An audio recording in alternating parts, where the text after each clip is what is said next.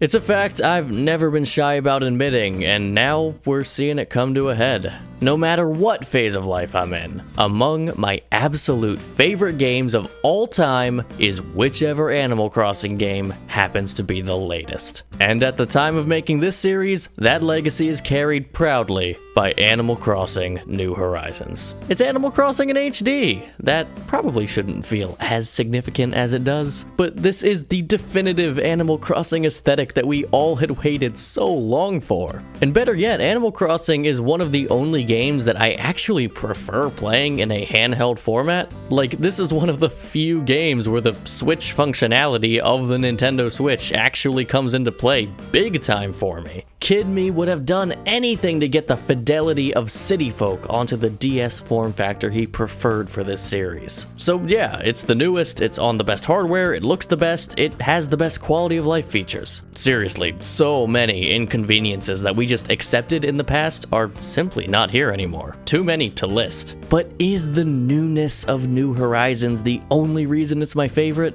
No.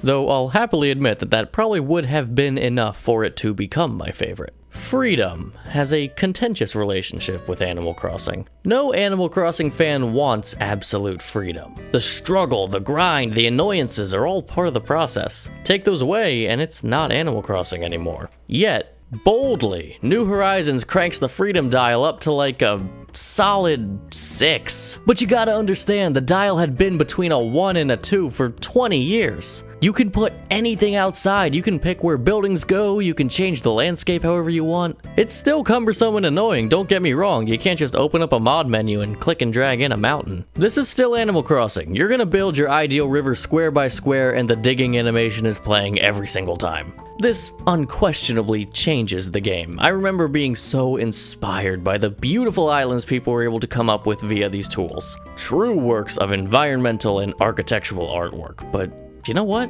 I didn't really do too much of that, and that's why all of these quality of life improvements and additional tools given to the player don't bother me. They don't make it any less Animal Crossing, because you still have to work for all of it. The incredible creations that are possible still feel earned, they still take work. There are still stupid little Animal Crossing bumps on the road. This is not Animal Crossing creative mode. Some features I really took advantage of, like putting furniture outside and placing all the houses together, but others, like terraforming, I just didn't really mess with. These tools let you have the Animal Crossing experience you want without feeling like they're nudging you into making the game something that it's not. That is why I've spent most of this segment talking about it. Why is Animal Crossing New Horizons my favorite Animal Crossing game? Because it's portable, HD, and the newest one, but also because it allows you to make the Animal Crossing game that you want it to be. Animal Crossing has always had a very bespoke flavor.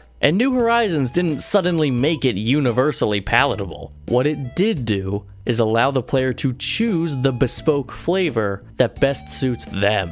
And man, not a lot of games can claim to have pulled that off.